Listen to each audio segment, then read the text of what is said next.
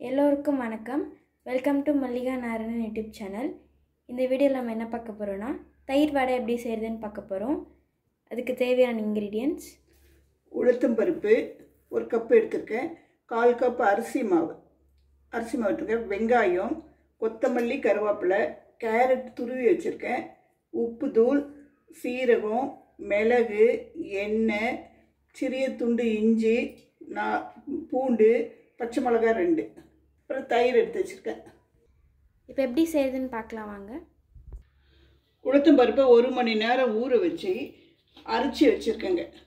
அரைச்சி இதில் பூண்டு, இஞ்சி, பச்சை மிளகாய் போட்டு அரைச்சி வச்சுருக்கேன்.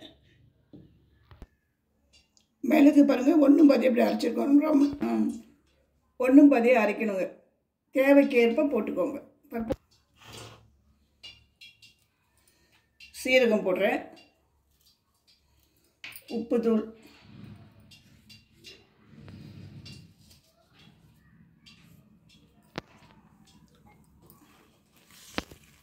அரிசி மாவு போடுறேங்க.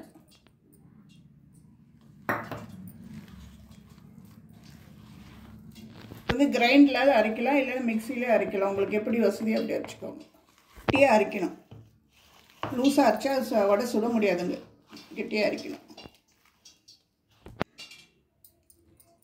தேவைக்கேற்ப வெங்காயம் போட்டுக்கோங்க. சின்ன கடாயில் தயிர் தாளிக்கிறதுக்கோசரம் கடுகு போடுறேங்க.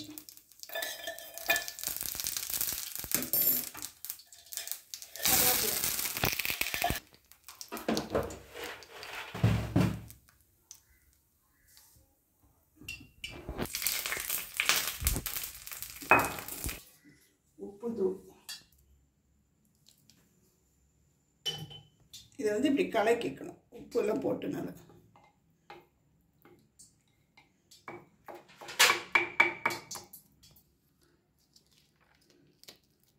பேப்பர் மேலே எண்ணெய் தட்டிட்டு தொடச்சிட்டு இப்படி தட்டிடணும்.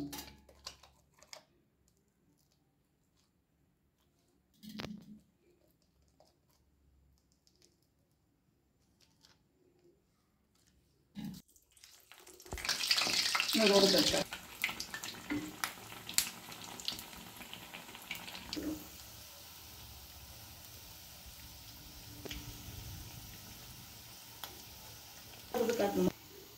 உங்களுக்கு வேணுன்ற மாதிரி சின்ன வடையும் போட்டுக்கலாம், இல்லை பெரிய வடை போட்டுக்கலாம். ப்ரௌனிஷாக வந்த உடனே எடுத்துடலாம். இந்த மாதிரி ஒரு பவுலில் வடை போட்டுக்கலாம். ஃபஸ்ட்டு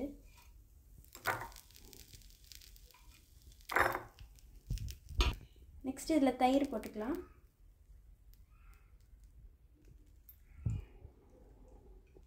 வேணுன்ற அளவுக்கு தயிர் போட்டுக்கலாம். கேரட் வேணுன்ற அளவுக்கு, கொத்தமல்லி, கருவேப்பிலை. நெக்ஸ்ட்டு காராஸ் இருந்தால் காராஸ் போட்டுக்கலாம். இந்த காராஸை நெக்ஸ்ட் வீடியோவில் எப்படி செய்கிறதுன்னு எங்கள் சேனலில் அப்லோட் பண்ணுறோம். அவ்வளோதான், தயிர் வடை ரெடி ஆகிடுச்சு. இந்த ரெசிபி உங்களுக்கு பிடிச்சிருந்துச்சுன்னா லைக் பண்ணுங்கள், ஷேர் பண்ணுங்கள், கமெண்ட் பண்ணுங்கள். மறக்காமல் மல்லிகா நாராயணன் யூடியூப் சேனலுக்கு சப்ஸ்கிரைப் பண்ணிவிடுங்க.